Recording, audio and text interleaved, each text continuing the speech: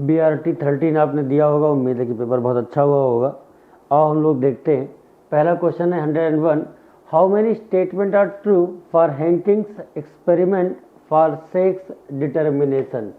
Henking साहब ने sex determination संबंधित कुछ बातें कही थी और उनके बारे में पढ़ते हैं। पहला लिखा है कि the experiment were performed during 1981, ये स्टेटमेंट गलत लिखा है।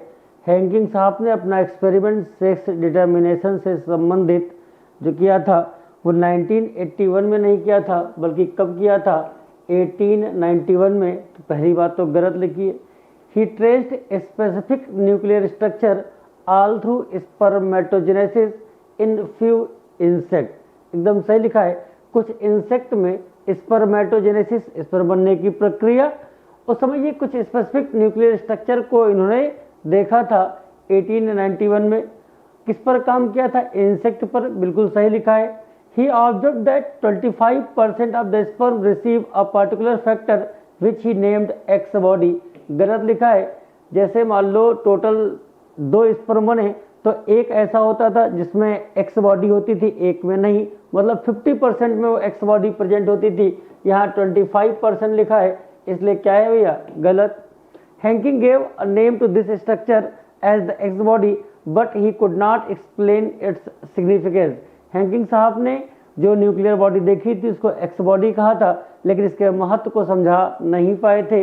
तो यहाँ पर देखो 3 बातें सही हैं, 2 बातें गलत लिखी हैं। करेक्ट पूछा था तो आंसर कौन सा हो जाएगा, सेकेंड, बरोबर भैया। यहाँ पहला और चौथा गलत है, दूसरा, तीसरा और 5वां स्टेटमेंट सही लिखा है। नेक्स्ट क्वेश्चन पर चलते हैं। Question number 102। क्वेश्चन क्या कह रहा, क्वेश्चन साहब ये है कि which are the following characteristic represent inheritance of blood group in human.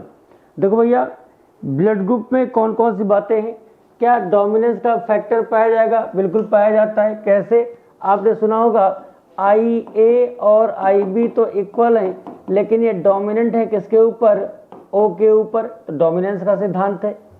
Codominance, साथ साथ दोनों डोमिनेंस A और B क्या है, कोडोमिनेंस, और ये डोमिनेंट किसके ऊपर है, O के ऊपर।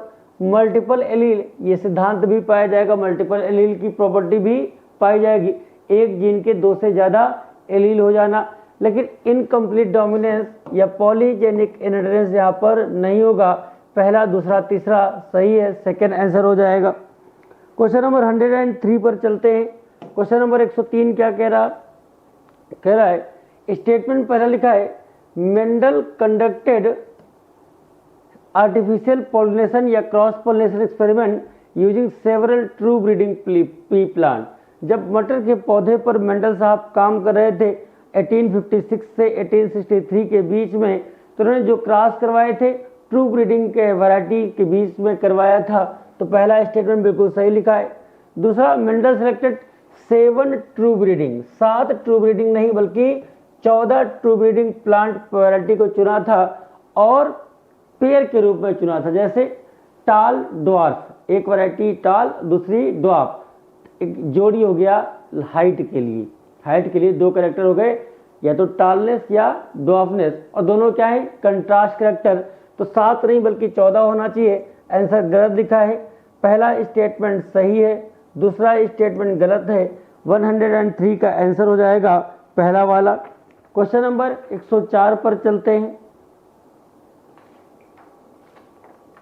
104 क्वेश्चन क्या कह रहा, 104 क्वेश्चन है साहब कि which statement is true for pedigree analysis.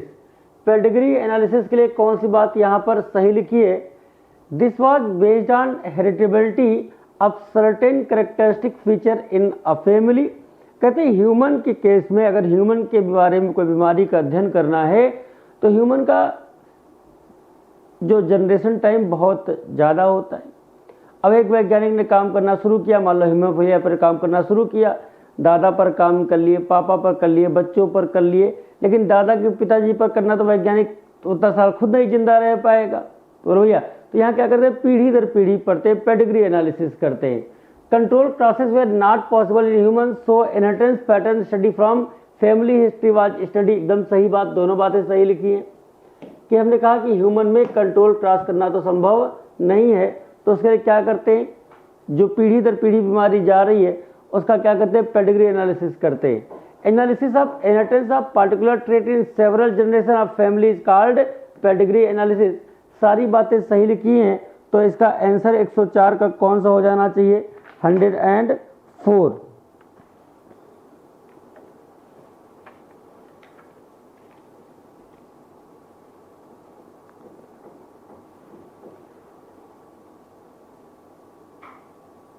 का आंसर हो जाएगा कौन सा, 4th वाला। नेक्स्ट क्वेश्चन है क्वेश्चन नंबर 105 पर चलते हैं। Which of the following statement is true for Klinefelter syndrome in a karyotype of 47XXY condition पाई जा रही। अच्छा, XXY का मतलब 44 ऑटोसोम है, सेक्स क्रोमोसोम XXY है। ठीक, होना क्या चाहिए, या तो XX या XY, एक एडिशनल कॉपी आ गई किसकी, X क्रोमोसोम की। तो कौन से पेयर पर आती है, 22 जोड़ी ऑटोसोम पूरे, 23rd पेयर जो सेक्स क्रोमोसोम है वहां एक एक्स्ट्रा X क्रोमोसोम आ जाता है। यहाँ लिखा है 1 extra Y chromosome, extra Y नहीं बल्कि एक्स्ट्रा X क्रोमोसोम आता है, 1 एक्स्ट्रा Y क्रोमोसोम, आगे पढ़ने की कोई जरूरत नहीं। Such individual have overall feminine development and some masculine development is also express they are sterile. देखो ये बात गलत लिखी है, पूछो क्यों, ये पुरुषों में होने वाली बीमारी है। ओवरऑल तो मैस्कुलाइन डेवलपमेंट होगा, ओवरऑल तो मैस्कुलाइन डेवलपमेंट होगा, लेकिन कुछ फीमेल के लक्षण भी, कुछ फेमिनाइन का डेवलपमेंट भी हो जाता है, स्टेराइल होते हैं। तो ये वाली बात भी क्या लिखी है, गलत। 1 extra chromosome in male, 23rd pair sex chromosome, ये सही लिखा है और यही पूछा था करेक्ट, इसमें से कौन सी बात लिखी है, आंसर हो जाएगा कौन सा, 4th। क्वेश्चन नंबर 106 पर चलते हैं। एसर्शन लिखा है sickle cell anaemia occurs due to point mutation, बिल्कुल सही लिखा है assertion, sickle cell anaemia point mutation के कारण होगा। यहाँ पर GAG चेंज हो जाता है GUG में, एक पर्टिकुलर पॉइंट पर म्यूटेशन हुआ, एडेनिन की जगह पर यूरेसिल आ गया। पहली बात बिल्कुल सही, point mutation is change of single base pair in gene of beta globin chain that result in the change of amino acid. अच्छा, इसकी वजह से, पॉइंट म्यूटेशन की वजह से एमिनो एसिड बदल गया, जहां पर पहले ग्लूटामिक एसिड होता था अब उसकी जगह पर कौन आ गया, वैलिन आ गया। तो एसर्शन भी सही है, रीजन भी सही है, और एसर्शन रीजन एसर्शन को एक्सप्लेन भी कर रहा। आंसर क्या हो जाएगा, 106 का 4th हो जाएगा। क्वेश्चन नंबर 107 पर चलते हैं। Crossing capital A capital A capital B capital B, small a small a small b small b, किसका क्रॉस करवा रहे हैं, capital A capital B capital A capital A capital B capital B, cross करवा रहे हैं small a small b small a small a small b small b। अब देखो अगर दो आपने कैरेक्टर ले लिए हैं, तो डाई हाइब्रिड क्रॉस, और डाई हाइब्रिड क्रॉस याद करो टोटल कितनी प्रोजिनी बनती थी, तो रेशियो आता था फिनोटिपिक 9:3:3:1, टोटल कितने बनते थे, 16। पक्का सवाल पूछा गया है, बताओ ये वाले कितने बनेंगे, 16 में से capital A small a capital B small b कितना बनेंगे। टोटल आपको पता है कितने बनते हैं, 16 बनते हैं डाई हाइब्रिड क्रॉस में। अब पूछा क्या गया है, capital A small a capital B small b कितने बनेंगे। चाहे तो आप इसको डायरेक्ट सॉल्व कर सकते हो, क्यों, हेट्रोजाइगस कंडीशन कितने में है, 2 में, पढ़ाया था सर ने, 2 की पावर n बराबर कितना आया, 2, तो 2 की पावर 2 करोगे क्या आ जाएगा, 4 आ जाएगा। आप ऐसे सॉल्व भी कर सकते हो। आपके पास क्या है, capital A small a capital B small b कितने बनेंगे, आप फॉर्कलाइन मेथड का इस्तेमाल करिए और सॉल्व कर सकते हैं। बोलो भैया, वैसे कोई जरूरत नहीं करने की, आप यही सिंपल सा ट्रिक अपनाइए, 2 की पावर n बराबर 2 और n बराबर 2 रखेंगे तो आंसर आएगा क्या, टोटल बने थे कितने, 16 में से 4 कौन से बन रहे हैं, ये capital A small a capital B small b, तो आंसर आ जाएगा 4/16, 16 में से 4। हमने कहा आप इसको सॉल्व भी कर सकते हो, आपने फॉर्मूला में लिखा कैपिटल A स्मॉल a यहाँ लिखा कैपिटल बी स्मॉल बी, यहाँ पर भी लिखा कैपिटल बी स्मॉल बी। कैसे बनेगा? Capital A capital B, capital A small B, small A capital B, small A small B. देखो कितने गैमेट आपको दिख रहे हैं? 4। बोलो भैया। और 4 डायरेक्ट आप निकाल सकते थे वहाँ से, टोटल 16 बनेंगे। डायहेब्रिड क्रॉस है तो कोई दिक्कत नहीं, सॉल्व करने की जरूरत नहीं है। 4/16 आंसर हो जाएगा फोर्थ वाला। क्वेश्चन नंबर 108 पर चलते हैं। Which of the following statement is correct? पहला ऑप्शन लिखा है कि प्लांट फैमिली जैसे कन्वल्वुलेसी और Solanaceae are included in the order Polemoniales mainly based on floral character. Family को कैरेक्टराइज करते हैं दोनों आधार पर, वेजिटेटिव कैरेक्टर और फ्लोरल, लेकिन मैनली किसके आधार पर? अच्छा, ऑर्डर की बात करो तो ऑर्डर को मैनली कैरेक्टराइज करते हैं किसके आधार पर? Floral character. फैमिली की बात किया, दोनों बातें पढ़ते हैं, वेजिटेटिव और रिप्रोडक्टिव कैरेक्टर, लेकिन जब बात ऑर्डर की आती है तो ऑर्डर में जो फैमिली रखते हैं, मैनली प्लांट की बात कर रहे हैं तो फ्लोरल कैरेक्टर के आधार पर। पहली बात बिल्कुल सही लिखी है भैया। दूसरी, generally order and other higher taxonomic category are identified based on aggregates of character. देखो ऑर्डर या उसके ऊपर जाओ आप, ऑर्डर या उसके ऊपर जाओ, क्लास, फाइलम, किंगडम ना, तो वो जो उनको जो डिफाइन करते हैं sum of total character, aggregates of character के आधार पर करते हैं। ये बात भी सही लिखी है। Order being a higher category assemblage of family which exhibit a few similar character. The similar character are less in number as compared to different genera included in a family. आप जैसे जैसे ऊपर जाओगे कॉमन कैरेक्टर क्या होंगे? घटते जाएंगे, common character घटते जाएंगे। वही बात यहाँ लिखी है, सारी बातें सही लिखी हैं, तो आंसर कौन सा हो जाएगा? 108 का हो जाएगा, फोर्थ वाला। नेक्स्ट क्वेश्चन पर चलते हैं। क्वेश्चन नंबर 109 पर, 109 पर क्वेश्चन है which of the following option is correct? इनमें से कौन सी बात सही लिखी है? और पढ़ते हैं। Genus comprises a group of related species which has more character in common in comparison to species of other genera. एकदम सही लिखा है। जीनस किससे मिलकर बना है? स्पीशीज से मिलकर बना है, ठीक। और जो स्पीशीज एक जीनस मिलकर बनाए, जो स्पीशीज मिलकर एक जीनस बनाएगी, उसमें क्या होगा? कॉमन कैरेक्टर ज्यादा होंगे किसी दूसरे जेनरा के रिस्पेक्ट में। Animal order Carnivora include family जैसे फेलिडी, कैनिडी, ये बात भी सही लिखी है। Potato and brinjal are two different species, लेकिन दोनों का जीनस सेम है और जीनस का नाम क्या है? सोलेनम। सारी बातें सही लिखी हैं, आंसर कौन सा जाएगा? फोर्थ वाला। क्वेश्चन नंबर 110 पर चलते हैं। Which of the following option is incorrect? इनमें से कौन सी बात सही नहीं लिखी है? और पढ़कर देखते हैं भैया। As we go higher from species to kingdom the number of common character goes on decreases. बिल्कुल सही लिखा है। जब हम नीचे से स्पीशीज, जैसे लिखा है phylum, class, order, family, genus, species और किंगडम लिख दिया। जैसे जैसे स्पीशीज से किंगडम की तरफ जाएंगे नंबर ऑफ कॉमन कैरेक्टर क्या होंगे? घटते जाएंगे। सबसे ज्यादा कॉमन कैरेक्टर स्पीशीज में, सबसे कम कॉमन कैरेक्टर किंगडम में देखने को मिलते हैं। Lower the taxa more are the characteristic that the members within the taxon share.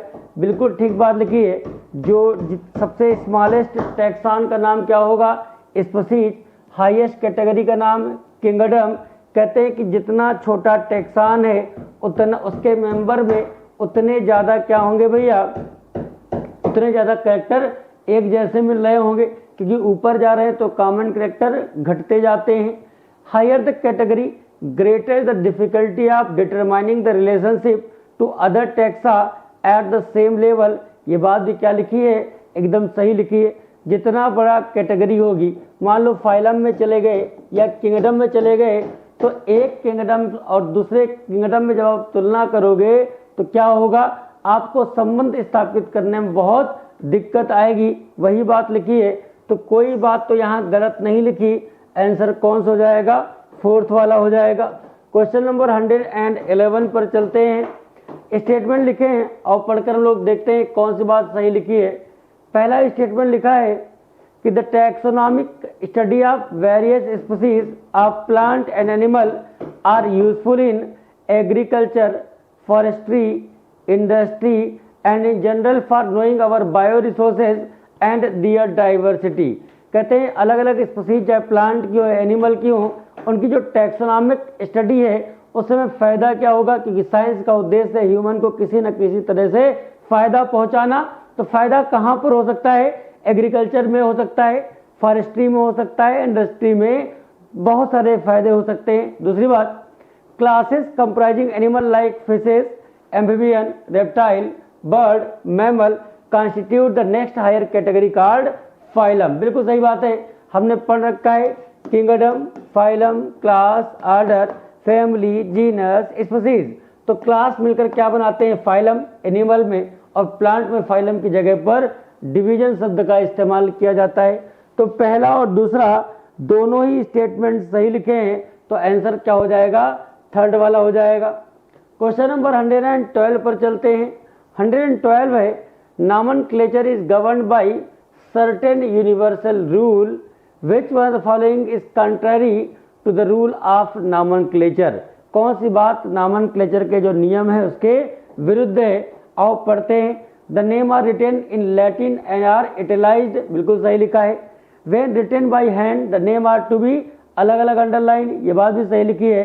Biological name can be written in any language, ये बात गलत लिखी है। लैंग्वेज तो एक ही होगी, लैटिन, प्रिंट करते हैं इटैलिक्स में। और बाइनॉमियल नॉमेनक्लेचर जिसको लिनियस साहब ने बताया था, कैरोलस लिनियस ने, वहाँ बाइनॉमियल, बाई मतलब दो होगा, द्विनाम पद्धति हिंदी में कहते हैं। पहला नाम जीनस का होगा, दूसरा नाम स्पीसीज का होगा। तो ये बात भी क्या लिखी है, सही लिखी है। The first word in biological name represent genus, second is a specific epithet. तो इसका थर्ड आंसर सही हो जाएगा 112 का। क्वेश्चन नंबर 113 पर चलते हैं और भाई देखते हैं क्वेश्चन क्या लिखा है। क्वेश्चन लिखा है कि नॉमेनक्लेचर और naming is only possible when the organism is described correctly and we know to what organism the name is attached to. Nomenclature तभी संभव है जब हमें ये पता हो कि ऑर्गेनिज्म कौन सा है और उस ऑर्गेनिज्म को सही प्रकार से डिफाइन किया हो, डिस्क्राइब किया गया हो। इस पद्धति को जो डिस्क्राइब कर रहे हैं, इसको बता रहे हैं, उसको हम क्या बोलते हैं, आइडेंटिफिकेशन बोलते हैं। क्वेश्चन नंबर 114 पर चलते हैं। 114 है, which of the following option is correct. पहला है कि classification is not a single step process but involve hierarchy of step in which each step represent a rank या कैटेगरी। एकदम सही लिखा है, क्लासिफिकेशन को एक सिंगल स्टेप प्रोसेस नहीं है, बहुत सारे 7 कैटेगरी के नाम आपने सुने हैं, किंगडम, फाइलम या division, class, order, family, genus, species. और सबको क्या बोलेंगे, एक कैटेगरी बोलते हैं, एक रैंक बोलते हैं। Since the category is a part of overall taxonomic arrangement, it is called taxonomic category and all category together constitute the taxonomic hierarchy. सारी कैटेगरी को मिला दो तो टैक्सोनॉमिक हायरार्की बोलते हैं।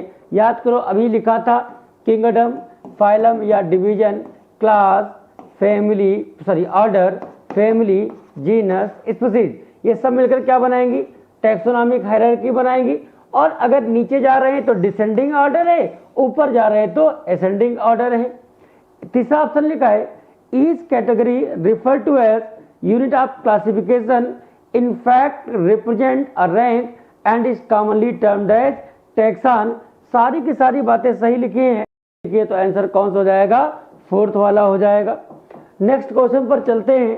क्वेश्चन नंबर 115 पर, all organism including those in plant and animal kingdom have as the lowest category. Lowest category का नाम पूछा है और लोवेस्ट कैटेगरी का नाम क्या होगा, स्पीसीज। लोवेस्ट कैटेगरी का नाम क्या होगा, स्पीसीज होगा, ऐसा हम लोगों ने पढ़ रखा है। ठीक, क्वेश्चन नंबर 116 पर चलते हैं। 116 क्वेश्चन क्या कह रहा, क्वेश्चन ये कह रहा है कि which of the following statement is correct. पहला लिखा है कि द पहला लिखा है कि the word systematic is derive from Latin word systema, जिसका मतलब है सिस्टमैटिक अरेंजमेंट ऑफ ऑर्गेजम। एकदम सही लिखा है। जो सिस्टमैटिक शब्द है ये इसकी ओरिजिन लैटिन है और किससे लिया गया, सिस्टेमा से, जिसका मतलब है सिस्टमैटिक अरेंजमेंट। एकदम सही लिखा है। दूसरा लिखा है लिनियस ने इसको बताने के लिए किताब चुनी थी, कौन सी, सिस्टेमा नेचुरी। ये पहला भी सही है, दूसरा भी सही है। Number of species that are known and describe range between 1.7 से 1.8 मिलियन, ये बात भी सही लिखी है। कौन सा ऑप्शन सही होगा, फोर्थ वाला।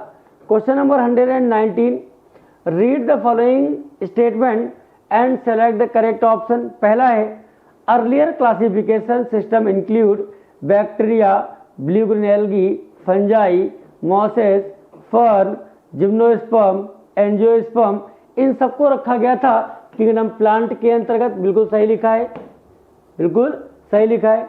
दूसरा है the character that unified this whole kingdom was that all organism include had cell wall. Linnaeus के जमाने में जब टू किंगडम सिस्टम चला करता था उस समय bacteria, blue green algae, fungi, mosses, fern, gymnosperm, इन सबको एक किंगडम में रखा गया था, प्लांटी में। और प्लांटी में रखने का कारण क्या था, इन सब में क्या पाई जाती है, सेल वॉल पाई जाती है। तो दोनों ही स्टेटमेंट यहाँ पर क्या लिखे हैं, सही लिखे हैं। और चूंकि दोनों ही स्टेटमेंट सही लिखे हैं तो आंसर कौन सा हो जाएगा, थर्ड वाला हो जाएगा। नेक्स्ट क्वेश्चन पर चलते हैं। क्वेश्चन नंबर 118 पर लिखा है कि read the following statement and select the correct option.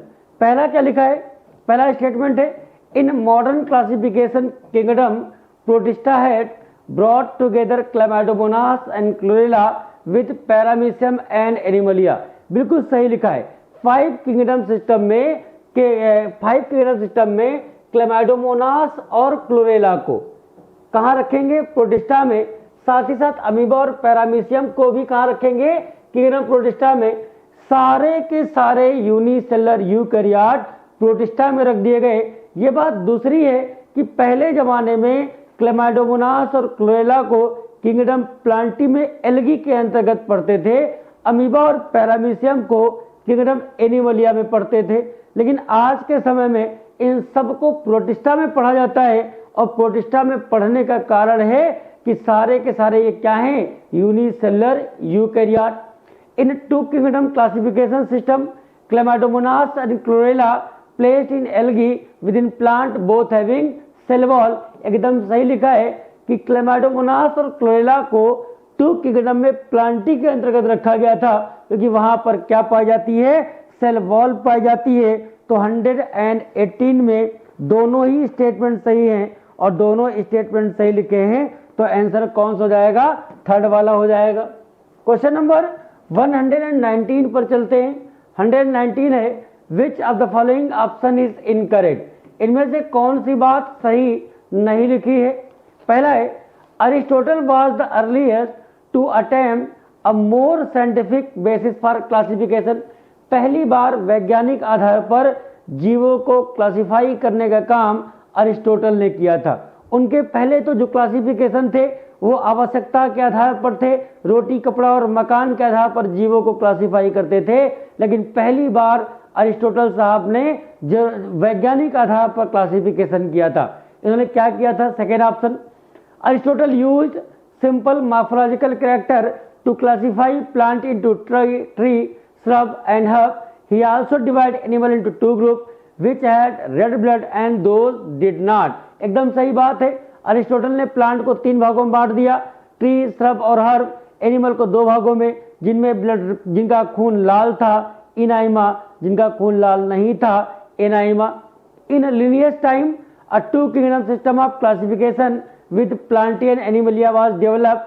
सारी बातें सही है। इनकरेक्ट पूछा था, कोई इनकरेक्ट नहीं लिखा। 119 को हो जाएगा फोर्थ वाला। क्वेश्चन नंबर 120 पर चलते हैं। 120 सवाल क्या कह रहा, पहला statement, since the dawn of civilization, जब से मानव सभ्यता की शुरुआत हुई, there have been many attempt to classify living organism. It was done instinctively, not using criteria that were scientific, but born out of need to use organism for own use for food shelter and own use, जैसे रोटी कपड़ा और मकान। पहला statement तो बिल्कुल सही लिखा है, पहला तो बिल्कुल सही लिखा है। दूसरा पढ़ लेते हैं कि classification system for the living organism have hence undergone several changes over the time through plant and animal kingdom have been a constant under all different system। जब से पहली बार अरिस्टोटल साहब ने जीवों को क्लासिफाई किया था वैज्ञानिक आधार, तब से लेकर आज तक बहुत बार, कई बार क्लासिफिकेशन सिस्टम बदलता रहा आवश्यकता के हिसाब से। लेकिन एक बात फिक्स रही कि चाहे 2 किंगडम सिस्टम हो, 3 किंगडम सिस्टम हो, 4 किंगडम सिस्टम हो, 5 किंगडम सिस्टम हो, 6 किंगडम सिस्टम हो, सब में 2 किंगडम कॉमन थे, किंगडम प्लांटी और एनिमलिया। दोनों ही बातें सही लिखी है, तो आंसर कौन सा हो जाएगा? आंसर इसका हो जाएगा भैया थर्ड वाला। क्वेश्चन नंबर 121 पर चलते हैं। RH. Whittaker 1969 proposed a 5 kingdom classification. The kingdom defined by him were named Monera, Protista, Fungi, Plantae and Animalia. The main criteria used by him. R H. Whittaker ने 1969 में 5 किंगडम सिस्टम दिया था। उसके लिए criteria कौन से चुने थे? और देखते हैं। Cell structure, body organisation, mode of nutrition, reproduction, phylogenetic relationship. 5 criteria का चुनाव किया था। Cell structure, thallus organisation, mode of nutrition, reproduction और फाइलोजेनेटिक रिलेशनशिप। सारी बातें सही है, तो आंसर कौन सा हो जाएगा? इसका फोर्थ हो जाएगा। Question number 122। The 3 domain system has also been proposed that divide the kingdom Monera into how many domain? 3 domain system में पहला डोमेन, दूसरा डोमेन और तीसरा डोमेन। क्या हुआ कि इसमें जो किंगडम मोनेरा के मेंबर थे उनको 2 डोमेन में डिवाइड कर दिया। फर्स्ट डोमेन में रखा आर्की बैक्टीरिया को, सेकेंड डोमेन में रखा यू बैक्टीरिया को, और थर्ड डोमेन में सारे के सारे यूकैरियोट को रखा। तो देखो किंगडम मोनेरा को कितने डोमेन में रखा गया? 2 डोमेन में। आंसर हो जाएगा सेकेंड वाला। Question number 123। ये मैचिंग का बड़ा आसान सवाल है, आप आसानी से मैच करवा सकते हो कि साल्टी एरिया में जो पाए जाते हैं उन्हें हेलोफाइल्स कहते हैं। हॉट स्प्रिंग में तो थर्मोएस्रोफाइल, मार्सी एरिया में तो मेथनोजन, साइनोबैक्टीरिया को ब्लू ग्रीन एल्गी। तो ए में थर्ड, बी में फर्स्ट, सी में सेकेंड, डी में 4, 3, 1, 2, 4। आंसर होगा फर्स्ट। क्वेश्चन नंबर 124 पर चलते हैं। Which of the following are present in gut of cow and buffalo and is responsible for the production of methane from dung of these animal? ऐसे organism को हम क्या बोलते हैं? मेथनोजेंस बोलते हैं। पहला सही हो जाएगा। क्वेश्चन नंबर 125 पर विच of the following statement is incorrect for colour blindness? Colour blindness के लिए इनमें से कौन सी बात सही नहीं लिखी है? पहली बात लिखा है, आराम से पढ़ना, सेक्स लिंक्ड रेसेसिव डिसऑर्डर, बिल्कुल सही है। और इसकी वजह से आंखें हमारी लाल और हरे रंग में भेद नहीं कर पाती, डिफरेंस नहीं कर पाती। तो क्या होगा? Defect in either red or green cone of eye. सही लिखा है ये बात। This defect is due to mutation in certain gene और प्रेजेंट ऑन कहां पर? X chromosome. ये बात भी सही लिखी है। It occurs in about 8% of female. गलत, फीमेल में बहुत कम, मात्र 0.4% फीमेल में। मेल में 8%। ये स्टेटमेंट क्या है? गलत। Gene that lead to red green colour blindness are on the X chromosome. सही लिखा है। इनकरेक्ट पूछा गया था। आंसर कौन सा हो जाएगा? थर्ड वाला हो जाएगा। क्वेश्चन नंबर 126 पर चलते हैं। क्वेश्चन नंबर 126 बड़ा ही आसान सा सवाल है, ना बताएं तब भी आप आंसर बता दोगे। कौन सी बात सही है बैक्टीरिया के लिए? बैक्टीरिया में मेनली रिप्रोडक्शन होता है बाइनरी फिजन के द्वारा। एक पेरेंट से 2 डॉटर का निर्माण हो जाता है। डिवीजन बाई मतलब 2। Spores are form under unfavourable condition, बिल्कुल सही सुना है। इंडोस्पोर बनते हैं, असेक्सुअल स्पोर, और वो कब बनेंगे, अनफेवरेबल कंडीशन में। फेवरेबल कंडीशन में बैक्टीरिया बाइनरी फ्यूजन करेगा। सेक्सुअल रिप्रोडक्शन होता है, सिर्फ यहाँ पर सेक्सुअल रिप्रोडक्शन में क्या होगा, डीएनए का ट्रांसफर होता है ना। तो sexual reproduction by adopting primitive type of DNA transfer from one two another bacteria, तीनों बातें सही लिखी है, आंसर हो जाएगा फोर्थ वाला। Question number 127, which of the following statement is correct, कौन सी बात इसमें से सही लिखी है। Bacteria are the sole member of kingdom Monera, एकदम सही लिखा है। They are the most abundant microorganism, एकदम सही है, और हर जगह पाए जा सकते हैं। They also live in extreme habitat, जैसे hot spring, desert, snow, deep ocean, सब जगह पाए जाएंगे। तो आंसर कौन सा हो जाएगा फिर भैया, आंसर हो जाएगा, सारी बातें सही लिखी है, तो 127 का जो सही आंसर होगा फोर्थ हो जाएगा। क्वेश्चन नंबर 128 पर चलते हैं। Which of the following statement is correct, कौन सी बात इसमें से सही लिखी है। लिखा है bacterial structure is very simple, they are very complex in behaviour, बिल्कुल सही बात। देखन में छोटे लगे घाव करे गंभीर, मतलब स्ट्रक्चर तो बड़ा सिंपल, साइज बहुत छोटा, 3 से 5 माइक्रोमीटर, बीमारी तो गजब गजब की कर देते हैं। Bacteria is a group so most extensive metabolic diversity, बिल्कुल सही लिखा है। ऑटोट्रॉप भी हो सकते हैं, हेट्रोट्रॉप भी हो सकते हैं। ऑटोट्रॉप में फोटो ऑटोट्रॉप भी हो सकते हैं और कीमो ऑटोट्रॉप भी हो सकते हैं। Archaebacteria differ from other bacteria in having विशेष प्रकार की cell wall and this feature is responsible for survival in extreme condition, सारी बातें सही लिखी हैं। आर्कीबैक्टीरिया विशेष प्रकार के बैक्टीरिया हैं, बाकी बैक्टीरिया से अलग है क्योंकि इसमें विशेष प्रकार की सेल वॉल है, इसी के कारण से ये कहीं पर भी एडॉप्ट कर सकते हैं, कहीं पर भी सर्वाइव कर सकते हैं। 128 का सही आंसर होगा फोर्थ। क्वेश्चन नंबर 129 पर चलते हैं।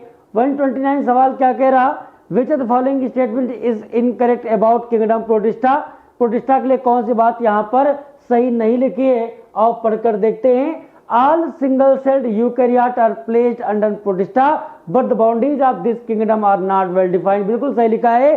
सारे के सारे यूनिसेलर यूकैरियोट प्रोटिस्टा में आते हैं, लेकिन प्रोटिस्टा की बाउंड्री वेल डिफाइंड नहीं होती। अगर इवोल्यूशन की बात करो, सबसे पहले मोनेरन्स आए धरती पर, मोनेरा से विकास हुआ प्रोटिस्टा का, और प्रोटिस्टा से ही विकास हुआ किसका, इवोल्यूशन हुआ, प्लांट का हुआ, फंजाई का हुआ और एनिमल का हुआ। और प्रोटिस्टा इसी के कारण से प्लांट के साथ लिंक शो करते हैं, फंजाई के साथ भी करते हैं और एनिमल के साथ भी करते हैं। और एनसीईआरटी में यही लाइन लिखी है कि boundaries of this kingdom are not well defined. Member of Protista मुख्यतः पानी में होते हैं, एक्वेटिक होते हैं, बिल्कुल सही बात है। अगली बात, kingdom protista include chrysophyte, blue green algae, अरे प्रोटिस्टा में ब्लू ग्रीन एल्गी नहीं आते, इनकरेक्ट पूछा था, आंसर थर्ड होगा। चौथा चलो पढ़ लेते हैं। Kingdom protista form a link with other dealing with plant animal and fungi, ये भी सही है। थर्ड ऑप्शन गलत है, बाकी सारे के आप सारे ऑप्शन क्या थे भैया, सही लिखे थे। How many statement are correct from given option, और पढ़ते हैं। पहला लिखा है कि chrysophyte include diatoms and golden algae desmid, बिल्कुल सही बात लिखी है। Chrysophyte found in fresh water as well as in marine environment, ये बात भी सही लिखी है। क्राइसोफाइट और माइक्रोस्कोपिक बहुत छोटे होते हैं एंड फ्लोट एक्टिवली नहीं भैया, पैसिवली फ्लोट करते हैं, तो ये वाली स्टेटमेंट क्या है, गलत लिखा है। In diatom the cell wall form two thin overlapping cell which fit together, जैसे सोप बॉक्स, ये भी सही लिखा है। The wall of diatom are embedded with silica and the wall are indestructible, बड़ी मजबूत यहाँ पर सिलिका पाया जाता है और सिलिका के पाए जाने के कारण इसकी सेल वॉल बेहद मजबूत होती है। तो एक बात गलत लिखी है, बाकी 5 में से 4 बात सही लिखी है, आंसर हो जाएगा इसका सेकंड वाला। क्वेश्चन नंबर 131 पर चलते हैं। पहला स्टेटमेंट लिखा है कि diatoms have left behind large amount of cell wall deposits in their habitat, this accumulation over billions of year is referred to as diatomaceous earth. हमने कहा था अभी कि डायटम की सेल वॉल में सिलिका पाया जाता है, सिलिका के पाए जाने के कारण इसकी सेल वॉल बेहद मजबूत होती है। अब ये डायटम की सेल वॉल धरती पर इकट्ठा होती रही, करोड़ों सालों में ऐसा लगेगा कि पूरी समुद्र की तलहटी इसकी सेल वॉल से ढक गई। डाइएटमियस अर्थ बोलते हैं, और ये बुरबुरेदार मोरंग जैसी होती है, ग्रिटी नेचर के कारण होती है। इसका इस्तेमाल ऑयल और सिरप के फिल्ट्रेशन में करते हैं, पॉलिश बनाने में करते हैं। दोनों बातें सही हैं, तो आंसर कौन सा हो जाएगा? 131 का थर्ड वाला। क्वेश्चन नंबर 132 है, कौन सी बात सही लिखी है ऐसा आपको बताना है। और पढ़ के देखते हैं। Dinoflagellate appear yellow, green, brown, blue, red depending on the main pigment represent in their cell. लाल, हरे, नीले, पीले, भूरे हो सकते हैं इनमें मौजूद पिगमेंट के आधार पर। In dinoflagellate the cell wall has stiff cellulose plate on outer surface. ये बात भी क्या लिखी है? बिल्कुल सही लिखी है। Most of the dinoflagellate have two flagella, एक लॉन्गिट्यूडनल और दूसरा ट्रांसवर्स। सारी बातें सही लिखी हैं, आंसर हो जाएगा कौन सा? फोर्थ। क्वेश्चन नंबर 133 पर चलते हैं। स्टेटमेंट का सवाल है। पहला स्टेटमेंट लिखा है, though euglenoid are photosynthetic in presence of sunlight, when deprived of sunlight they behave like heterotroph by predating on other smaller organism. बिल्कुल सही लिखा। यूग्लिना कैसे होंगे? Photosynthetic in presence of sunlight, लेकिन अगर सनलाइट ना हो तो ये प्रीडेटर के जैसे भी जीवन यापन कर सकते हैं, छोटे जीवों को खाकर। Toxin release by Gonyaulax during rapid multiplication में even kill other marine animal, जैसे मछलियां गोनियोलैक्स जिसे रेड डाइनोफ्लैजिलेट कहते हैं, जब ग्रोथ करते हैं, जहर रिलीज करते हैं, उसकी वजह से दूसरे एक्वेटिक ऑर्गेनिज्म की डेथ हो सकती है। दोनों ही बातें 133 में सही लिखी हैं, तो स्टेटमेंट पहला और दूसरा दोनों सही है, आंसर हो जाएगा थर्ड। क्वेश्चन नंबर 134 पर चलते हैं। कौन सी बात यहाँ सही नहीं लिखी ऐसा पूछा गया है। The pigment of euglenoid are identical to those present in higher plant. बिल्कुल सही लिखा है। नॉस्टॉक और Anabaena can fix atmospheric nitrogen in specialised cell called heterosis. ये बात भी सही लिखी है। Cholera, typhoid, tetanus, citrus canker are well known disease caused by fungi. अरे फंजाई नहीं करता, बैक्टीरिया करते हैं। इनकरेक्ट पूछा था, आंसर थर्ड हो जाएगा। चलो चौथा पढ़ लेते हैं। Heterotrophic bacteria are the most abundant in nature, the majority are important decomposer. ये बात भी सही लिखी है। क्वेश्चन नंबर 135 पर चलते हैं और सवाल ऑप्शन लिखे, देखकर आपको पहचानना है कि किससे बिलोंग करेंगे। पहला, it include unicellular as well as multicellular fungi. Unicellular fungi तो ईस्ट और ईस्ट का क्लास एस्कोमाइसिटीज। समझ गए कि एस्कोमाइसिटीज की तरफ क्वेश्चन जा रहा। अगली बात पढ़ते हैं। यहाँ पर हाइफी और हाइफी कैसी है? ब्रांच और क्रॉस वॉल सेप्टेट। पक्का एस्कोबेसिडियो या ड्यूट्रो कुछ हो सकता है, फाइको तो नहीं होगा। आगे पढ़ते हैं। Asexual spore conidia produced एक्सोजेनसली on special mycelium conidiophore. Sexual spore ascospore. अब जैसे ही पढ़ा एस्कोस्पोर तुरंत समझ गए एस्कोमाइसिटीज की ही बात है, कंफर्म हो गया। Produced endogenously on ascus, fruiting body को एस्कोकार्प कहते हैं और ऐसा देखने को मिलता है एस्कोमाइसिटीज, और एस्कोमाइसिटीज के मेंबर को सैक फंजाई भी कहते हैं। क्वेश्चन है 136, to determine the genotype of tall plant. किसके बारे में? टाल plant of F2 generation. Mendel ने क्या करवाया था? मेंडल ने F2 जनरेशन में टाल प्लांट के जीनोटाइप को पता करने के लिए टेस्ट क्रॉस करवाया था। आंसर थर्ड हो जाएगा। क्वेश्चन नंबर 137 पर चलते हैं। Which statement is incorrect for law of dominance. Law of dominance के लिए कौन सी बात यहाँ पर सही नहीं लिखी है ऐसा आपको बताना है, और पढ़कर देखते हैं। Character are controlled by discrete unit called factor. Factor हमेशा पेयर में होते हैं। तीसरा option, this line used to explain the expression of both parental character in monohybrid cross which is in ratio 3:1 in F1 and F2 generation. अरे F1 F2 दोनों में 3:1 का ratio नहीं आया था। ये वाली बात बिल्कुल गलत लिखी है। In dissimilar pair of factor one member of the pair dominate, और दूसरा क्या होगा, रेसेसिव। मान लो लिखा है capital T small T, dissimilar है, एक डोमिनेंट होगा और दूसरा रेसेसिव होगा। आंसर हो जाएगा इसका थर्ड। क्वेश्चन नंबर 138 पर चलते हैं। Which molecule are present on RBC which are important for blood group determination in human. RBC की सरफेस पर शुगर पाया जाता है और उस विशेष शुगर के कारण ही ब्लड ग्रुप निर्धारित होते हैं। ए होगा, बी होगा, ए बी होगा या फिर ओ होगा। क्वेश्चन नंबर 139 पर चलते हैं। विच one of the following pair of animal comprises jawless fishes.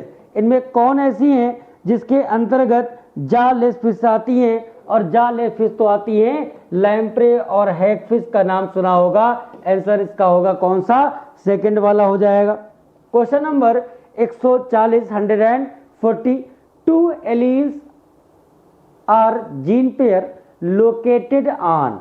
Alleles कहां पर पाए जाएंगे, homologous site on homologous chromosome. पहला आंसर बिल्कुल सही लिखा है, कुछ पढ़ने की आवश्यकता नहीं है। क्वेश्चन नंबर कौन सा था ये, 140। क्वेश्चन नंबर 141 पर चलते हैं। Family pedigree of queen Victoria show inheritance of which disease. Family pedigree जब पढ़ रहे थे रानी विक्टोरिया की, तो देखा गया कि एक बीमारी ऐसी थी जो पीढ़ी दर पीढ़ी चली आ रही थी, और उस बीमारी का नाम है हीमोफीलिया। हीमोफीलिया। अगली बात, क्वेश्चन नंबर 142 पर चलते हैं। Which one the following is incorrect for down syndrome. Down syndrome के लिए कौन सी बात यहाँ पर सही नहीं लिखी है। डाउन सिंड्रोम में ट्राइसोमी पाई जाती है। There is an additional 1 chromosome at chromosome 18। अरे भैया ट्राइसोमी होती है क्रोमोसोम 18 पर नहीं, क्रोमोसोम 21 पर होती है। ये बात गलत है, आंसर हो जाएगा सेकंड। तीसरा पढ़ लेते हैं। The affected individual is short statured with small round head, furrow tongue and partially open mouth. जो डाउन सिंड्रोम के सिम्टम है, हाइट छोटी रह जाएगी, खोपड़ी राउंड होगी, पीछे की तरफ से थोड़ा सा चपटी भी होती, टंग फटी फटी और मुंह हल्का सा खुला खुला। Physical and mental development retarded. तो आंसर कौन सा हो जाएगा इसका, सेकंड वाला हो जाएगा। नेक्स्ट क्वेश्चन पर चलते हैं। Question number 143। Scientist who was not involve in rediscovery of Mendel, 143 होना चाहिए ना, हाँ 142 तो हो गया था, 143। Movement of chromosome is parallel to movement of gene, this was observed by Sutton and Boveri ने कहा था कि जैसा क्रोमोसोम का मूवमेंट वैसा ही जीन का मूवमेंट। किसने कहा था, Sutton and Boveri. Answer second हो जाएगा। Question number 143 144 scientist who are not involve in rediscovery of Mendel result on the inheritance of character. 3 वैज्ञानिकों ने रीडिस्कवर किया था, Tschermak, de Vries, Carl Correns. Boveri का कोई लेना देना इससे नहीं था। आंसर सेकंड हो जाएगा। Question number 146 experimental organism used by TH. Morgan. Drosophila का इस्तेमाल किया था अपने एक्सपेरिमेंट के लिए। ड्रोसोफिला को फ्रूट फ्लाई कहते हैं। 146 का हो जाएगा थर्ड। क्वेश्चन नंबर 147 पर चलते हैं। Turners syndrome is shown in. Turner syndrome इसमें से कौन शो करेगा, फीमेल में, मेल में या दोनों में। Turner syndrome 44+X not condition सिर्फ फीमेल में होने वाली बीमारी है। क्वेश्चन नंबर 148 पर चलते हैं। Which of the following statement is correct. कौन सी बात इसमें से सही लिखी है। Grasshopper is an example of X0 या X0 type of sex determination in which the male have only 1 X chromosome beside the autosome. बिल्कुल सही लिखा है। थैलेसेमिया ऑटोसोमल रिसेसिव डिजीज है। Failure of cytokinesis after telophase stage of cell division result in an increase in whole set of chromosome, this phenomenon is called polyploidy. ये बात भी सही लिखी है।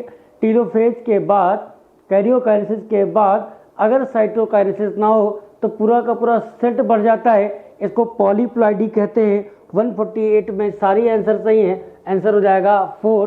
Question number 149, Morgan perform which type of cross for verification of chromosomal theory of inheritance. Chromosomal theory of inheritance के लिए Morgan ने कौन सा क्रॉस किया था? डाई हाइब्रिड क्रॉस किया था। 149 का सेकंड आंसर सही हो जाएगा। और क्वेश्चन नंबर चलते हैं 150 पर। 150 नंबर सवाल क्या कह रहा? 150 कह रहा है कि find out the mismatch pair. 149 हो गया। 150 find out the mismatch pair. कौन सी बात इसमें से सही से मैच नहीं कर रही है? आओ देखते हैं भैया। Haemophilia sex linked recessive disorder है, बिल्कुल सही लिखा है।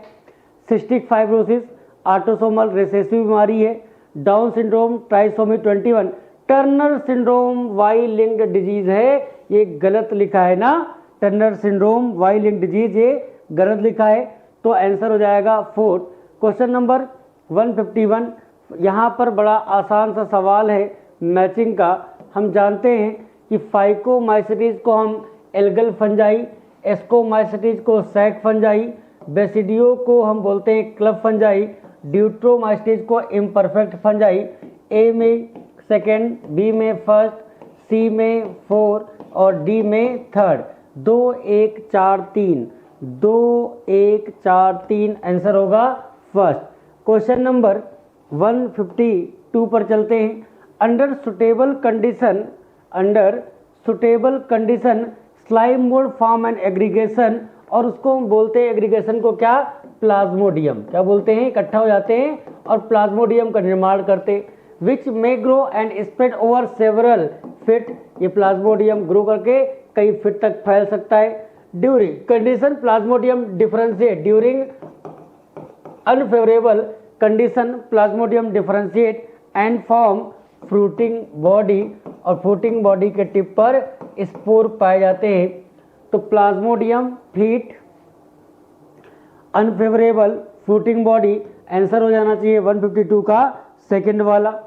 ठीक। क्वेश्चन नंबर 153 पर चलते हैं। Which of the following statement is incorrect, कौन सी बात यहाँ पर सही नहीं लिखी है?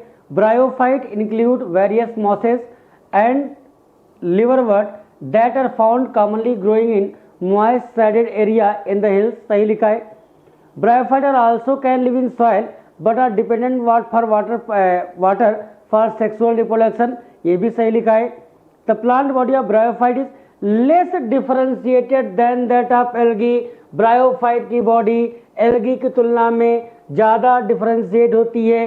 आंसर ये थर्ड ऑप्शन गलत लिखा है, यही आंसर हो जाएगा, क्योंकि पूछा क्या था? इनकरेक्ट पूछा था। क्वेश्चन नंबर 154 पर चलते हैं। Which of the following is incorrect about bryophyte, bryophyte के लिए कौन सी बात सही नहीं लिखी? Sex organ in bryophyte are multicellular, bryophyte के जो सेक्स ऑर्गन हैं वो कैसे होते हैं? मल्टी सेलुलर, बिल्कुल सही बात लिखी है। अगली बात, the male sex organ is called antheridium, they produces multi flagellated antherozoid, नहीं बल्कि बाई फ्लैजिलेटेड, कुछ ऐसा स्ट्रक्चर आपने देखा होगा, बाई फ्लैजिलेटेड। तो ये वाला ऑप्शन क्या लिखा है? सेकंड गलत लिखा है। थर्ड पढ़ते हैं।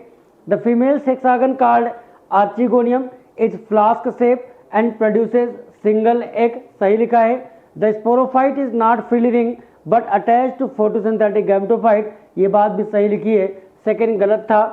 क्वेश्चन नंबर 155, ये भैया बड़ा आसान सा सवाल है। यहाँ पर आपको द रिकॉम्बिनेशन फ्रीक्वेंसी दी है और सीक्वेंस ऑफ जीन पूछा है लीनियर क्रोमोसोम पर। याद रखना ऐसा सवाल बड़ा ही आसान होता है। देखो ए और सी के बीच कितनी फ्रीक्वेंसी है? 5%, बी और सी 15%, बी और डी 9%, ए और बी 20%, सी और डी 24%, ए और डी 29%। सबसे पहला काम, जो सबसे दूर हो जिसका परसेंटेज सबसे ज़्यादा हो उसको आप लिख लो, ए और डी। कितना परसेंट? 29। फिर लिखा है कि किसके बीच, नंबर 2 पर सी और डी, सी और ये लिखा है डी और सी इसके पहले ही आएगा, सी और डी के बीच में 24, तो ये था 29%, इसके बीच में 24%। अब मैं आपको खाली एक और अरेंज करना है, बी। अच्छा, इसके बाद क्या लिखा है? ए और बी के बीच में 20%, ए और बी के बीच में 20%, ठीक। ए सी बी डी हो गया मैच, ए सी बी डी। अब सारी लाइनों को मिला लेते हैं। लिखा है ए और सी के बीच, ए और डी 29, ए और बी 20, सी और डी 24। यहाँ लिखा है ए और सी के बीच में 5%, ए और सी के बीच में 5%, बी और सी के बीच में 15%, ठीक। अब सबको देखो, ए और सी के बीच 5%, सी और डी के बीच 24%, 24 5 29, टोटल 29% था। यहाँ से देखो, ए और सी के बीच 5%, सी और बी के बीच में 15, 15 5 20, तो बी और डी के बीच में कितना होगा? 9%। ऐसा सवाल पूछते तब भी आप लगा लेते। तो खैर आंसर होगा ए सी बी डी, थर्ड वाला। क्वेश्चन नंबर 156 पर चलते हैं। Which of the following option is correct? कौन सी बात इसमें सही लिखी है, पढ़ के देखो।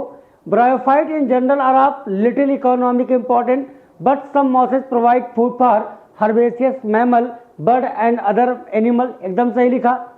Species of sphagnum a moss provide peat that have long been used as fuel and as packing material for transshipment of living material, ये भी सही लिखा है।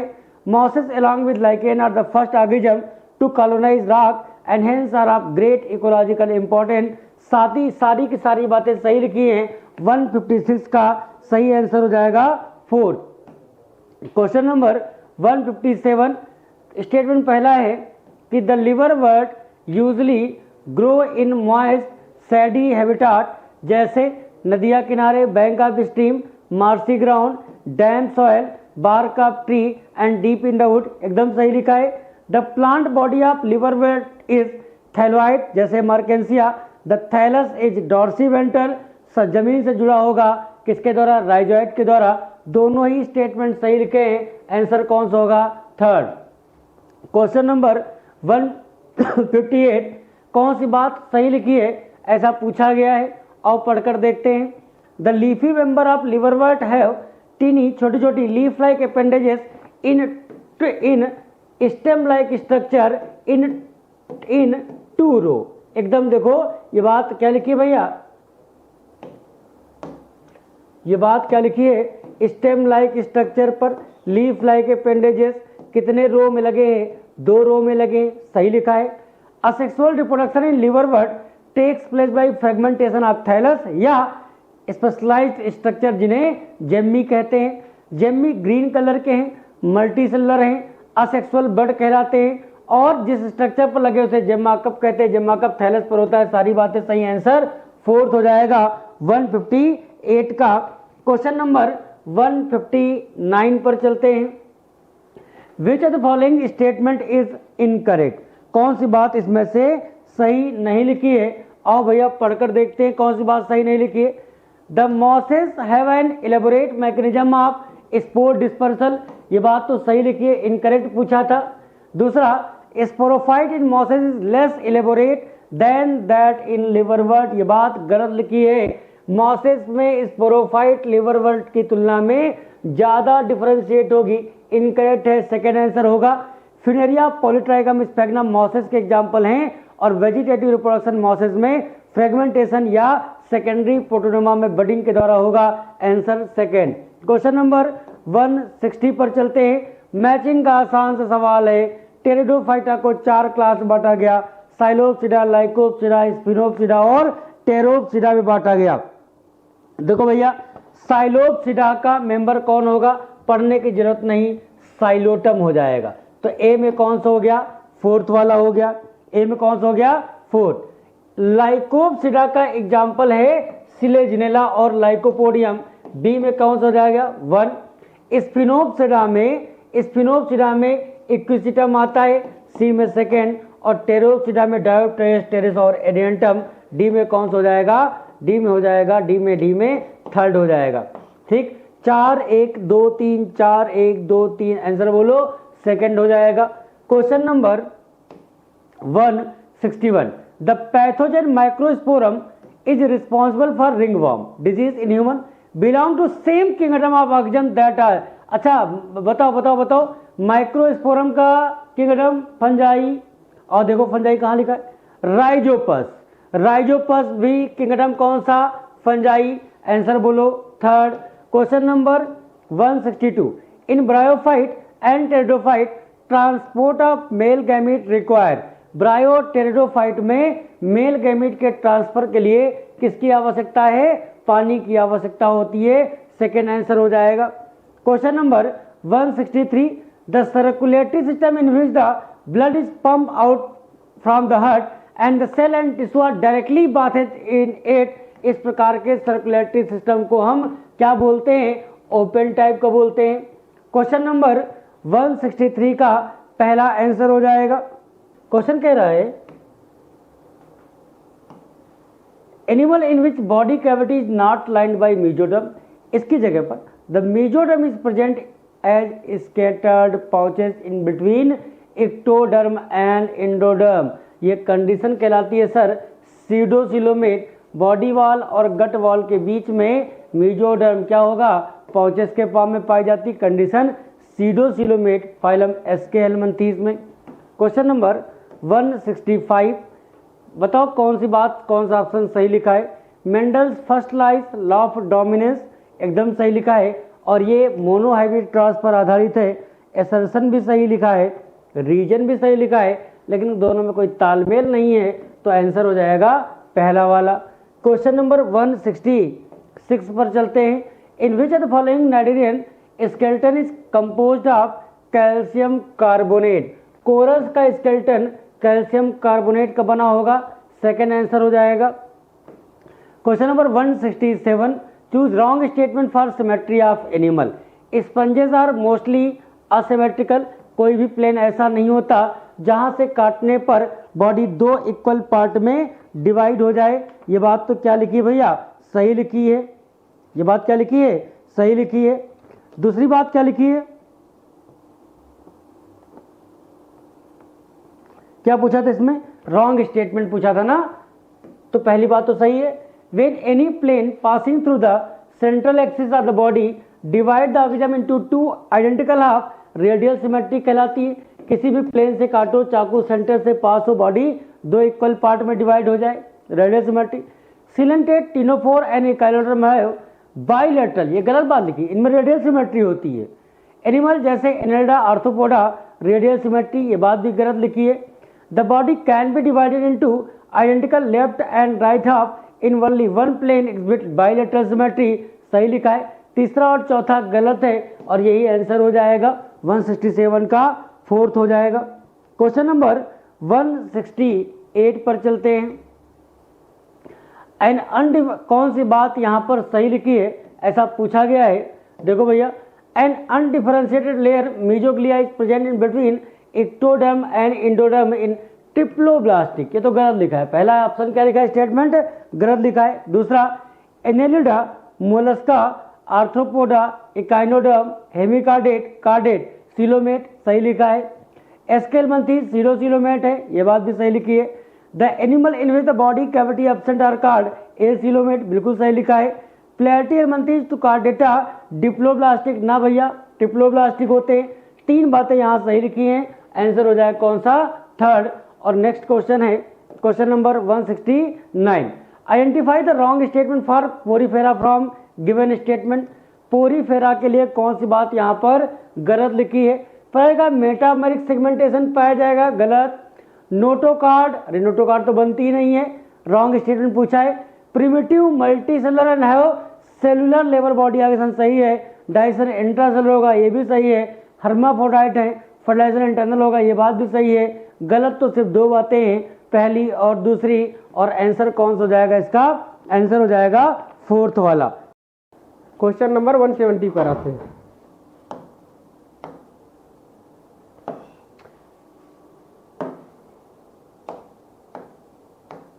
Question number 170, how many statement are incorrect. इनमें से कितने इनकरेक्ट स्टेटमेंट है for Coelenterata, Coelenterata के रिस्पेक्ट में। तो सिलेंट्रेटा आपका फाइलम है, फाइलम देखते हैं। दे आर एक्वेटिक, ये तो सही है, एक्वेटिक होता है। Mostly are fresh water, fresh water में पहली बात पाया ही नहीं जाता सिलेंट्रेटा, ये मैराइन वाटर में पाया जाता है, मोस्टली मैराइन वाटर। यहाँ पर आपका मैराइन वाटर रहेगा, ठीक। और वाटर सेसाइल और फ्री स्विमिंग, ये आपका स्टेटमेंट इनकरेक्ट हो गया। और सेकेंड स्टेटमेंट पढ़ते हैं, cnidarians exhibit the two basic polyform and Medusa form, hydra exhibit metagenesis. Hydra में कभी भी मेटाजेनेसिस नहीं पाया जाता है, पाया जाता है आपका ओविलिया में, जो कोई सिलेंट्रेटा का ही एग्जाम्पल है, अल्टरनेशन ऑफ जनरेशन होता है। तो ये आपका हाइड्रा ना होके यहाँ पे आपका होगा ओविलिया, होगा ओवेलिया। तो ये भी आपका इनकरेक्ट हो गया स्टेटमेंट। नाइडेरिया स्टिंग सेल सही है। Are use are anchorage defence for capture of prey, direct antibiotic line है, ये आपकी सही है। नाइडोब्लास्ट जो होता है उसमें एक स्टिंगिंग सेल्स पाई जाती है जो प्रे के सुरक्षा, एनकोरेज में सुरक्षा प्रदान करती है डिफेंस में। Digestion is extracellular and intracellular, ये भी सही है। डाइजेशन जो इंट्रासेलुलर एक्स्ट्रासेलुलर सिर्फ दो ही फाइलम में पाया जाता है, आपका एक सिलेंट्रेटा हो गया, दूसरा आपका नाइडेरिया हो गया।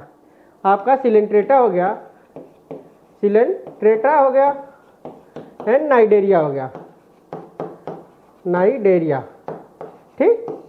Both extracellular and intracellular, extra and intracellular digestion, ठीक। तो ये आपका सही है। द पॉलिप इज सेसाइल और cylindrical form like aurelia and jellyfish. Polyp जो होता है एक प्यारी सी ट्रिक है,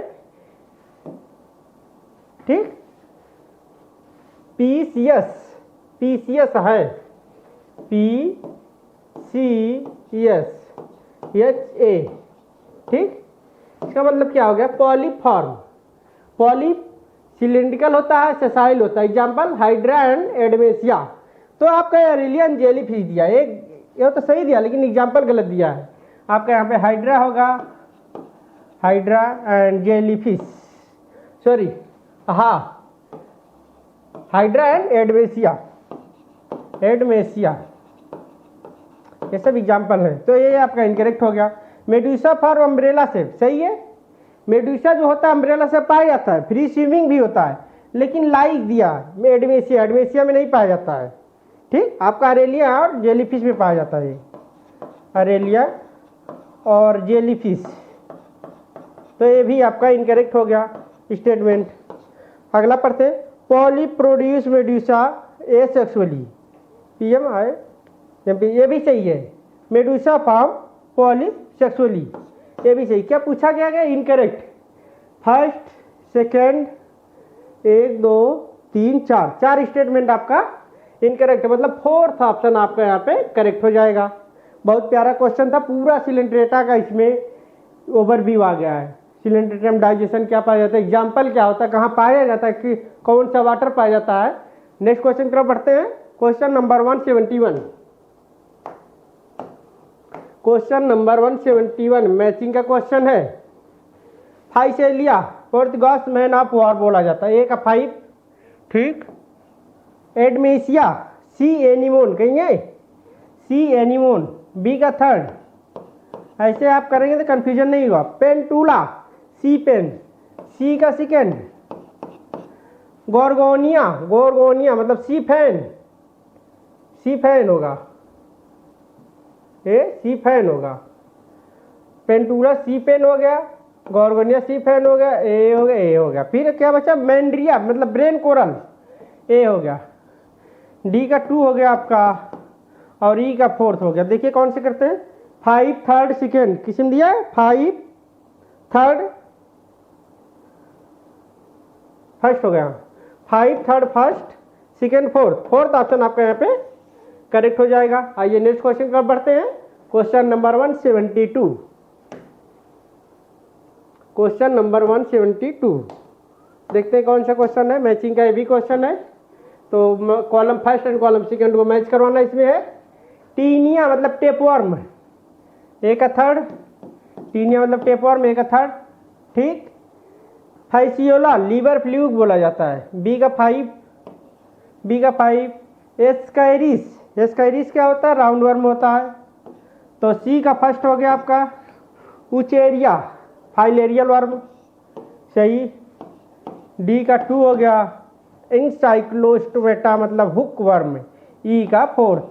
देखिए third 5 first, third 5 first, 4th option आपका यहाँ पे करेक्ट हो जाएगा, आगे मिलाने की जरूरत नहीं है।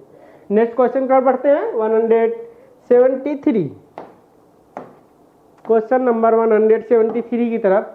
Read the following statement regarding Mendelian inheritance, और नीचे दिया होगा select the how many statement are correct, इनमें से कितने स्टेटमेंट आपके करेक्ट हैं। आइए पढ़ते हैं। Mendel experiments has a small size, small sample size, तो स्मॉल सैंपल साइज थोड़ा ना लिए थी, बहुत लार्ज सैंपल साइज लिए थी, तो ये आपका इनकरेक्ट हो जाएगा। यहाँ पे लार्ज होना चाहिए, एनसीईआरटी में भी दिया है, यहाँ पे लार्ज होगा, ये आपका स्टेटमेंट इनकरेक्ट हो गया। A true breeding line show stable trait inheritance and expression of several generation, ये आपका सही है, एनसीईआरटी में दिया, डायरेक्ट एनसीईआरटी की लाइन है। इन सिमिलर पेयर फैक्टर्स, सही है, in similar pair factors one members of the dominant other is recessive, ये सिमिलर पेयर ऑफ फैक्टर्स होता है, उसमें से एक डोमिनेंट होता है एक रिसेसिव होता है, जिसमें से मेंडल साहब ने 7 एग्जाम्पल लिए थे। प्लांट की height, flower position, flower colour, अभी आगे बताएंगे, ऐसा क्वेश्चन आया है, तो ये आपका करेक्ट हो गया। 2 alleles are gene located at homologous site on non homologous chromosomes, तो ये आपका गलत हो जाएगा, नॉन होमोलोगस क्रोमोसोम्स नहीं, होमोलोगस क्रोमोसोम होता है यहाँ, होमोलोगस क्रोमोसोम, ठीक भाई, ये आपका इनकरेक्ट हो गया। A recessive parental traits expression only in heterozygous, भैया हेट्रोजाइगस पे नहीं होता है, होमोजाइगस पे होता है, तो ये भी आपका इनकरेक्ट है। ऐसे ही ट्रेंड नीट 2023 में ऐसे ही स्टेटमेंट वाले ही ढेर सारे क्वेश्चन आ रहे हैं, एक लाइनर क्वेश्चन आप लोग अब भूल जाइए, सीपीएमटी के ज़माने में आता था, अब नीट आ गया है एडवांस लेवल, एम्स भी आ गई इसमें, तो आपका यहाँ पे होमोजाइगस होगा, होमोजाइगस, ठीक भाई। तो आपका कितने क्या पूछा गया? करेक्ट, सेकेंड एंड थर्ड मतलब 2 स्टेटमेंट आपके करेक्ट है। पहला ऑप्शन आप टिक करके आगे बढ़ेंगे। क्वेश्चन नंबर 174, क्वेश्चन नंबर 174 क्या कह रहा है, देखते हैं, पढ़ते हैं।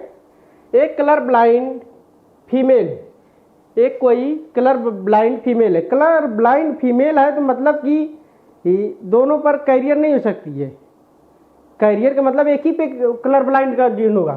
शादी करती मैन से हुज उसके मदर आल्सो कलर ब्लाइंड है, मान लीजिए एक फीमेल है शादी कर रही है किसी मेल से, मेल से ही करेगी, तो उसकी मेल की माता आल्सो कलर ब्लाइंड है, तो वो भी होगा, तो उसी माता से बेटे में आता है, तो देखते निकालते हैं कैसे है। ये आपका फीमेल हो गई, फीमेल हो गई, आल्सो ए कलर ब्लाइंड है, ठीक, एक्स एक्स, ये आपका मेल हो गया, इधर आपका फीमेल के लिख दिए, इधर मेल के लिखते हैं। मेल का क्या होगा?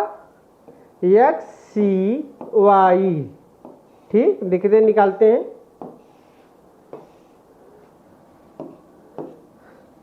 X C colour blind female, X C Y colour blind male, X C colour blind female, X C Y 100% colour blindness जो उनके प्रोजनी होंगे। क्या पूछा है?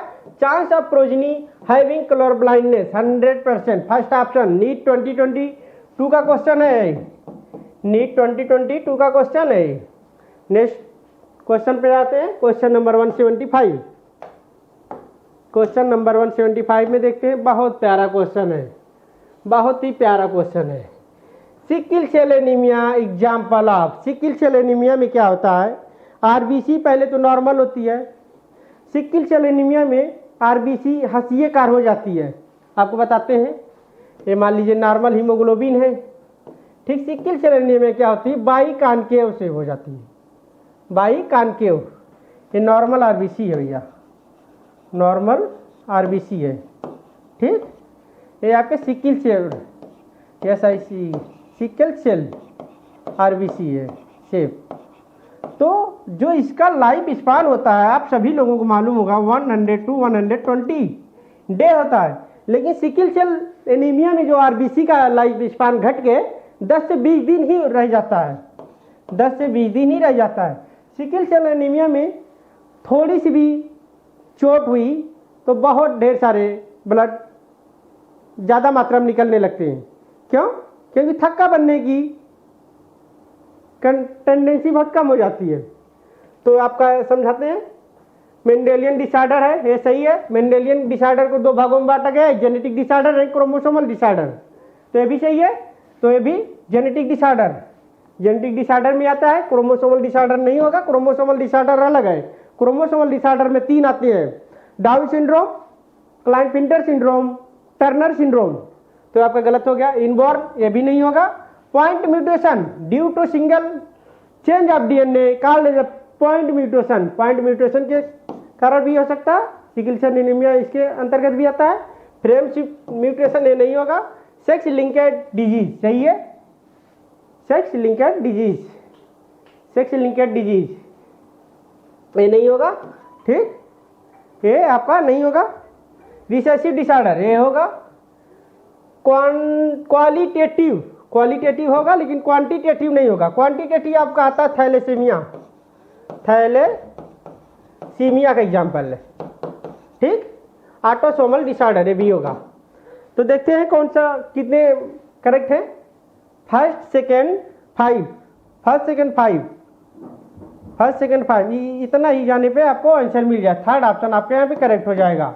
और 8 सही, सही, थर्ड ऑप्शन आपके यहाँ पे करेक्ट हो जाएगा। नेक्स्ट क्वेश्चन को पढ़ते हैं 100, क्वेश्चन नंबर 176।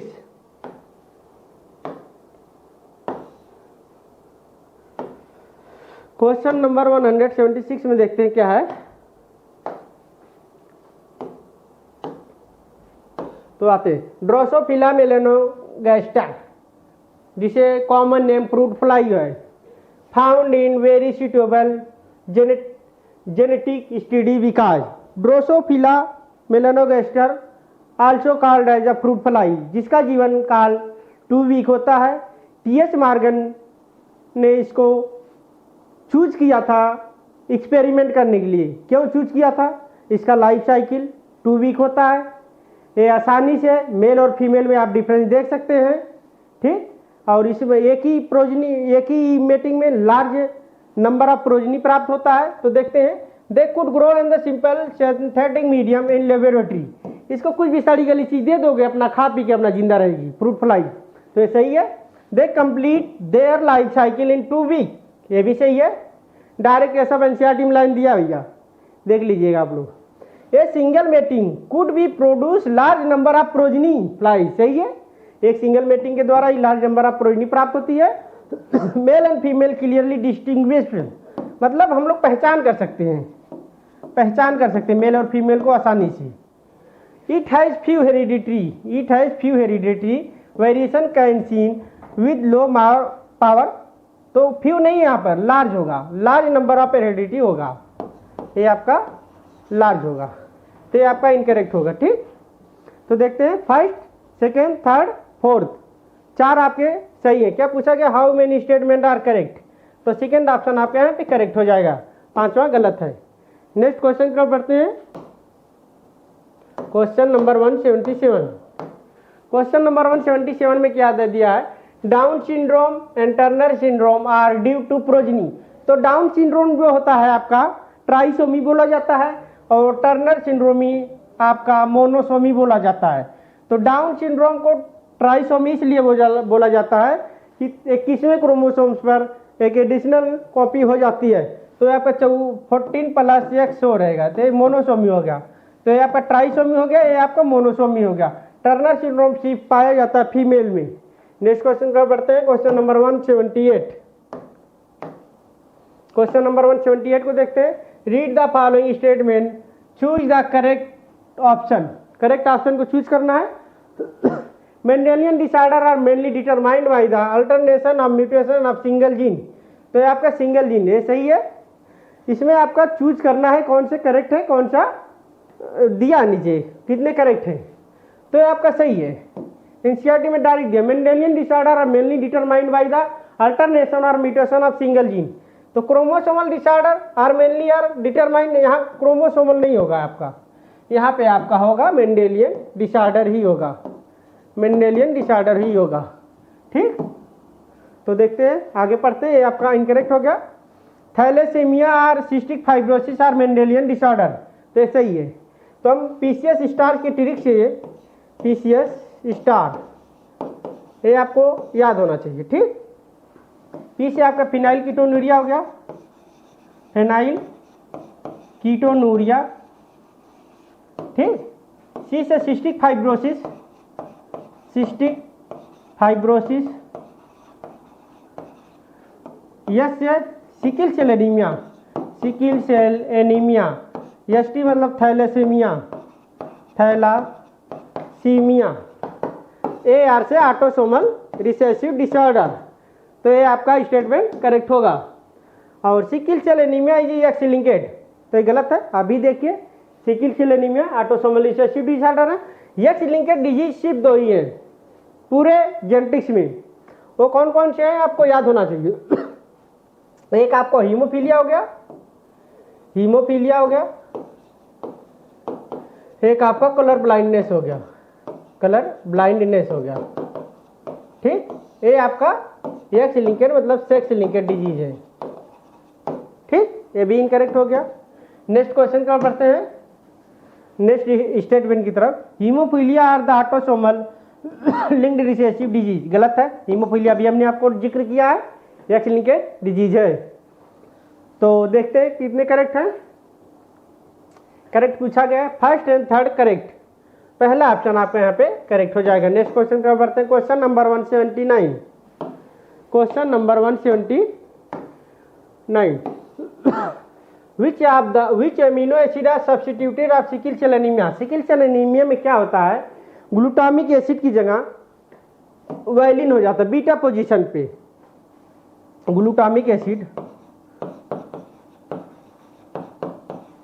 ठीक, ग्लूटामिक एसिड वायलिन आ जाता है, वायलिन 6th पोजीशन पर इन बीटा चेन पर। ठीक, यही से निकल जाएगा question. Glutamic acid by beta chain, second option आपके यहाँ पे करेक्ट हो जाएगा। नेक्स्ट क्वेश्चन पर बढ़ते हैं, क्वेश्चन नंबर 180।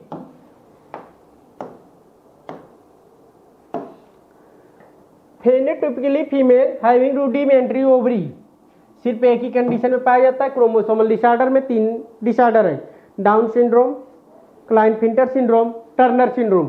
टर्नर सिंड्रोम का जो सिम्टम्स है सिर्फ पाया जाता है फीमेल में पाया जाता है। रूडिमेंट्री ओवरी हो जाती है, अनडेवलपमेंट ब्रेस्ट, ब्रेस्ट का अनडेवलपमेंट पूरी तरह से डेवलपमेंट नहीं हो पाता है।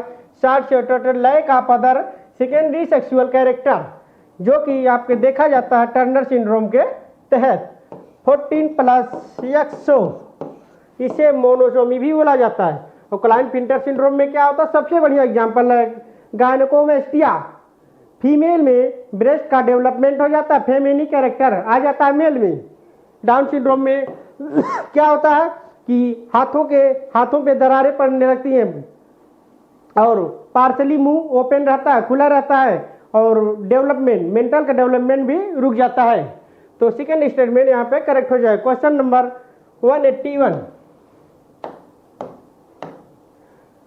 Pick the correct statement. ये आपका शायद नीट का क्वेश्चन है। Haemophilia are sex linked recessive character, तो अभी हमने बताया हीमोफीलिया और कलर ब्लाइंडनेस दो ही हैं जो है सेक्स लिंक्ड डिजीज पाई जाती है। नेक्स्ट क्वेश्चन, नेक्स्ट स्टेटमेंट देखते हैं। डाउन सिंड्रोम ड्यू टू एन्यूप्लाइडी, ये भी सही है। डाउन सिंड्रोम जो होता है एन्यूप्लाइडी के कारण होता है। Phenyl ketonuria and autosomal dominant, autosomal dominant नहीं भैया, ऑटोसोमल रिसेसिव पाया जाता है यहाँ पे, रिसेसिव। ये आपका इनकरेक्ट हो गया। Next statement, phenylketonuria and autosomal recessive gene, ये सही है। Sickle cell anaemia X linked gene disorders, X linkage नहीं, ऑटोसोमल रिसेसिव डिसऑर्डर है, ऑटोसोमल रिसेसिव डिसऑर्डर है। ठीक, तो ये भी आपका इनकरेक्ट हो गया। पूछा क्या गया? करेक्ट। करेक्ट कौन सा है? First and second and A B D कोई है? अब फर्स्ट ऑप्शन ही आपका यहाँ पे करेक्ट हो जाएगा। नेक्स्ट क्वेश्चन को बढ़ते हैं। Question number 182। Question number 182 statement first and statement second. Statement का क्वेश्चन है, ध्यान से पढ़ना भैया। Mendel disorder are transmitted offspring same line have studies in principle of inheritance. सही है। सेकेंड स्टेटमेंट पढ़ते हैं। The pattern of inheritance such Mendelian disorder traced, मतलब पता किया जाता, family of degree of analysis. ये भी सही है। Both statement first and second are correct. Third option आपके यहाँ पे करेक्ट हो जाएगा। नेक्स्ट क्वेश्चन पर बढ़ते हैं। Question number 183। क्वेश्चन नंबर 183 भी आपका स्टेटमेंट का क्वेश्चन है। स्टेटमेंट फर्स्ट को पढ़ते हैं। Statement first and statement second. Statement first में क्या दिया? Genetic deals with inheritance as well as variation and character from the parent of offspring. सही है। जेनेटिक में दो आते हैं, जेनेटिक्स दो आते हैं। कौन कौन से आते हैं? एक आपका वेरिएशन होता है, एक वेरिएशन देखने को मिलता है, एक आपका, ठीक, एक वेरिएशन देखने को मिलता है और एक इनहेरिटेंस। इनहेरिटेंस दो ही चीज का इसमें स्टडी किया जाता है जेनेटिक्स में। तो ये स्टेटमेंट आपका करेक्ट हो जाएगा। सेकेंड स्टेटमेंट पढ़ते हैं। Mendel were cross tall and dwarf pea plant study as the inheritance of 2 gene. तो एक गलत है, 2 जीन नहीं, यहाँ पे 1 जीन होना चाहिए। ये 1 जीन होगा, एनसीईआरटी में डायरेक्ट दिया है। Mendel were crossed tall and dwarf plant pea plant study of inheritance of 2 gene नहीं 1 जीन। ये स्टेटमेंट आपका इनकरेक्ट हो गया। Statement first is correct but second is incorrect. First option आपके यहाँ पे करेक्ट हो जाएगा। नेक्स्ट क्वेश्चन की ओर बढ़ते हैं। Question number 184। Question number 184 statement first. Statement first को पढ़ते हैं, स्टेटमेंट सेकेंड को भी पढ़ते हैं। स्टेटमेंट फर्स्ट में क्या दिया है? 1865 इन 1865 में 3 साइंटिस्ट, तो गलत दिया है। 1900 में 3 साइंटिस्ट ने मिलकर मेंडल के वर्क को रीडिस्कवर किया था। कौन कौन थे? डिवरीज थे, कोरेंस थे, शेरमैक थे। तो independently rediscover of Mendel inheritance of variation. तो ये आपका इनकरेक्ट हो गया। क्यों इनकरेक्ट हो गया? इसमें डाटा नहीं सिया दिया है, वो 1900 देना चाहिए। 1865 में तो मेंडल का वर्क पब्लिश हुआ था, तो रिपब्लिश जो हुआ था 1900 में हुआ था। स्टेटमेंट सेकंड पढ़ते हैं। The 2 allele gene pair located homologous site और होमोलोगस क्रोमोसोम। ये आपका सही है। Statement first is incorrect but second is correct. तो ये आपका कौन सा दिया? सेकेंड ऑप्शन में दिया है। सेकेंड ऑप्शन आपका करेक्ट हो जाएगा। नेक्स्ट क्वेश्चन का बढ़ते हैं। Question number 185। क्वेश्चन नंबर 185 में देखते हैं। Example of inheritance of pattern.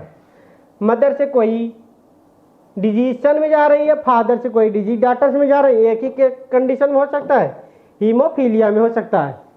ठीक, हीमोफीलिया में ही हो सकता है। क्वेश्चन नंबर 185 आगे बढ़ते हैं। क्वेश्चन नंबर 185 में हीमोफीलिया को ही आप रॉयल डिजीज भी बोला जाता है। रॉयल डिजीज इसलिए बोला जाता है, पहली बार इंग्लैंड की विक्टोरिया नाम की रानी में देखा गया था ये पहली बार। और हीमोफीलिया का डिस्कवर जॉन ओट्टो ने, एक जॉन ओट्टो वैज्ञानिक का नाम था, पहले पूछा था तो सीपीएमटी में। John Otto discovered haemophilia, discovered John Otto 1803। Question number, अगले क्वेश्चन की तरफ बढ़ते हैं। Question number 186।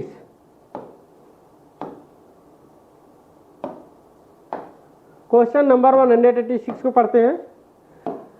Passing character one generation to other generation is known as the inheritance.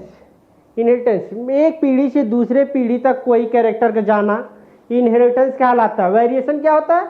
दो भाई बहन में जो डिफरेंस देखने को मिलता है उसी को वेरिएशन बोला जाता है। नेक्स्ट क्वेश्चन कर बढ़ते हैं, क्वेश्चन नंबर 187। क्वेश्चन नंबर 187 की तरफ बढ़ते हैं। Which of the following was not contrasting recessive traits of Mendel experiment. इसमें आपको सब याद होना चाहिए भैया, सब याद होगा तभी आपका एक क्वेश्चन निकलेगा। ड्रॉप प्लांट, ये आपका रिसेसिव है। दो प्लांट लिए थे, टाल प्लांट जो था आपका डोमिनेंट था और ड्रॉप प्लांट रिसेसिव में था। ग्रीन सीड कलर, ये भी आपका रिसेसिव में है। सीड कलर को देखे थे तो एक येलो सीड दिखे थे, एक ग्रीन दिखे थे। येलो को उसने डोमिनेंट में रख दिया था, ग्रीन को रिसेसिव में रख दिया था। ये भी रिसेसिव है, ये भी रिसेसिव है, लेकिन क्या पूछा गया, कौन सा रिसेसिव नहीं है। Yellow pod colour, yellow pod colour सही है। एक ग्रीन पॉड कलर था, एक येलो पॉड कलर था, ये भी रिसेसिव में है, तो फोर्थ वाला ही होगा। एक्सियल फ्लावर, यही भैया डोमिनेंट में होगा एक्सियल फ्लावर। और रिसेसिव में क्या होगा आप लोग पूछेंगे, रिसेसिव में आपके टर्मिनल होगा, टर्मिनल फ्लावर। ठीक, क्वेश्चन नंबर, तो आपका आंसर यही हो जाएगा फोर्थ। तो क्वेश्चन नंबर 188 की तरफ बढ़ते हैं। इसमें क्या था, emasculation. Emasculation is called the removal of anther called as the, इससे आसान क्वेश्चन भैया क्या पूछा जाएगा। इमेकुलेशन मतलब removal of anther called as the emasculation. Next question क्या बढ़ते हैं, क्वेश्चन नंबर 189। 89 की तरफ बढ़ते हैं। Radial symmetry not found in adult phylum. तो रेडियल सिमेट्री जो होती है सिर्फ दो ही फाइलम में पाई जाती है, सिलेंट्रेटा एंड टिनोफोरा। लेकिन इकाइनोडर्मेटा आपका जो है उसमें दोनों सिमेट्री पाई जाती है, रेडियल भी पाई जाती है और बायलेटरल भी पाई जाती है। आइए एक्सप्लेन करते हैं। और लब, और लब, ठीक। आ से एडल्ट, ए से एडल्ट, एडल्टी। एडल्ट में कैसी सिमेट्री पाई जाती है, रेडियल, रेडियल, रेडियल। और लार्वल में, लार्वल में आपकी बाइलेटरल पाई जाती है, बाइलेटरल। ठीक भाई, तो इसमें पूछा क्या गया है, found in adult phylum, not found in adult phylum radial symmetry. तो लार्वा में जो पाई जाती है आपका बाइलेटरल पाई जाती है। तो आपका क्या कौन कुछ हो जाएगा, सिलेंट्रेटा तो है ही, टिनोफोरा है ही, इकाइनोडर्मेटा, हेमिकार्डेटा नहीं होगा। Question number 190। क्वेश्चन नंबर 190 देखते हैं। Cross between gene controlling single character same generation is known as the, single बोला है तो सिंगल में मोनोहाइब्रिड क्रॉस हो जाएगा, सिंगल में मोनोहाइब्रिड क्रॉस हो जाएगा। नेक्स्ट क्वेश्चन की तरफ बढ़ते हैं। क्वेश्चन नंबर 191 91 की तरफ बढ़ते हैं।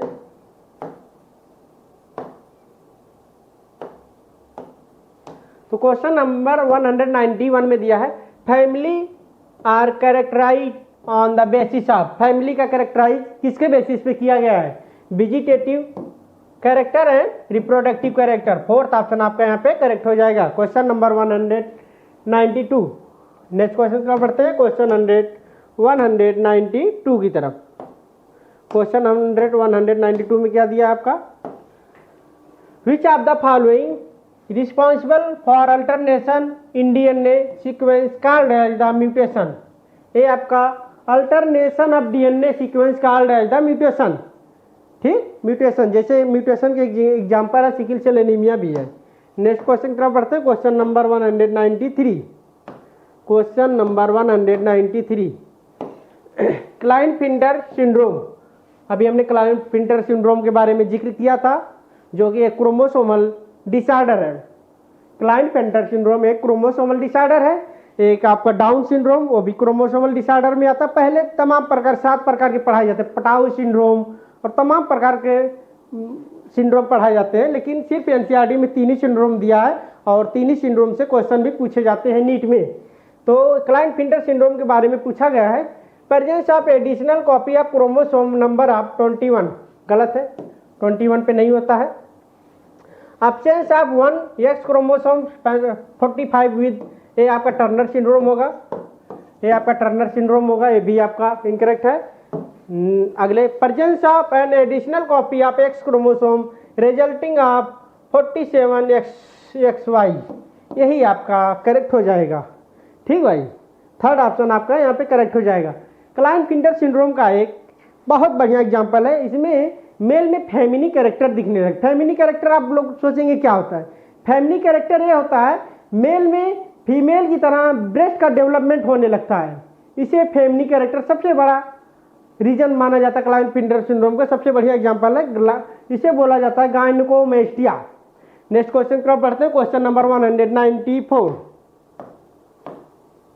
तो ये भी आपका हाल ही में पूछा गया क्वेश्चन है नीट में, शायद नीट 2022 का ही क्वेश्चन शायद है। तो इसमें पूछा गया कि X O type of determination can be found in direct NCERT में, आपका पूछा गया है, डायरेक्ट एनसीईआरटी में लाइन आपके दी है। Question page number, new NCERT की बात कर रहे हैं, 70 पे बाएं तरफ दिया है, लेफ्ट साइड दिया है। एक्सो टाइप से determination found in the grasshopper, direct NCERT में लाइन मिल जाएगी आपको। ठीक, और ड्रोसोफिला में क्या होता है, ह्यूमन की तरह ही पाया जाता है, XX XY, और इसमें क्या होता है ZZ ZW। ठीक, यही आपका थर्ड ऑप्शन यहाँ पे करेक्ट हो जाएगा। नेक्स्ट क्वेश्चन को पढ़ते हैं, question number 195। Haemophilia is more common in male because, अभी हमने बताया था हीमोफीलिया मेल में ज्यादा क्यों पाई जाती है, क्योंकि ये एक एक्स लिंकेड डिजीज है। एक्स लिंकेड डिजीज मतलब मेल में सिर्फ एक ही एक्स पाया जाता है, XY पाया जाता है एक ही, और फीमेल में डबल एक्स पाया जाता है। एक एक्स पे अगर पाया गया तो इसे कैरियर बोला जाता है। फीमेल पे अगर एक ही एक्स पे डिजीज आ गया तो डिजीज हीमोफीलिया का डिजीज हो जाएगा। ठीक भाई, तो क्या पूछा गया है, recessive trait of character of x chromosome. ठीक, एक रिसेसिव कैरेक्टर है जो एक्स क्रोमोसोम से पाया जाता है। आगे पढ़ने की जरूरत है वाई क्रोमोसोम। वाई क्रोमोसोम के बहुत बेहतरीन एग्जाम्पल है, हम बताते हैं आपको। वाई क्रोमोसोम क्या आता है, TDS testis determination factor, TDS। ठीक, और एक हाइपर ट्राइकोसिस का आप लोगों ने नाम सुना, पहले पढ़ाया जाता था, वाई क्रोमोसोम भी पढ़ाया जाता, वाई लिंक पढ़ाया जाता था। ये हाइपर ट्राइकोसिस, हाइपर ट्राइकोसिस। ठीक भाई, हाइपर ट्राइकोसिस में क्या होता है, कान के ऊपर आप लोगों ने गौर किया होगा, किसी किसी मेल में ईयर के ऊपर बाल आ जाते हैं बड़े बड़े, उसी को ही हाइपर ट्राइकोसिस बोला जाता है। वाई लिंक का एग्जाम्पल है। तो क्वेश्चन नंबर 196 की तरफ बढ़ते हैं। 196 में क्या दिया, मेंडल का पूरा चार्ट दिया है, मेंडल के बारे में दिया है।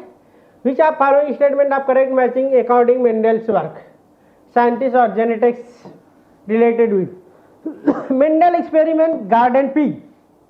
मेंडल का एक्सपेरिमेंट गार्डन पी पे किए थे, सभी लोग जानते हैं, लेकिन ये डेट पूछ दी गई थी आपको, नीट के हाल ही में एग्जाम में पूछ दी गई थी 1865 टू 1863।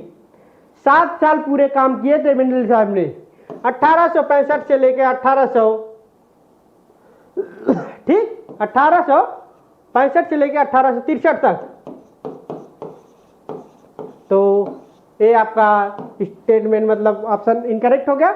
मेंडल वर्क रिपब्लिश्ड, सही है, 1865 में पब्लिश हुआ था। रिपब्लिश कब हुआ था, 1900 में, तो ये आपका सही है। रीडिस्कवर ऑफ मेंडल्स वर्क 1900, ठीक। मेंडल वर्क रिपब्लिश्ड, पब्लिश्ड, तो ऊपर दिया है 1865 में हुआ था। ठीक, क्या पूछा गया है, करेक्ट, सिर्फ सेकंड ही करेक्ट होगा। क्यों भैया, क्योंकि मेंडल्स वर्क पब्लिश्ड 1865 में। मेंडल एक्सपेरिमेंट गार्डन पे किया था, 7 साल किया था, 1856 से 1863 में किए थे, और मेंडल वर्क पब्लिश हुआ था 1865 में, ना कि 1855 में। नेक्स्ट क्वेश्चन पर बढ़ते हैं, क्वेश्चन नंबर 197।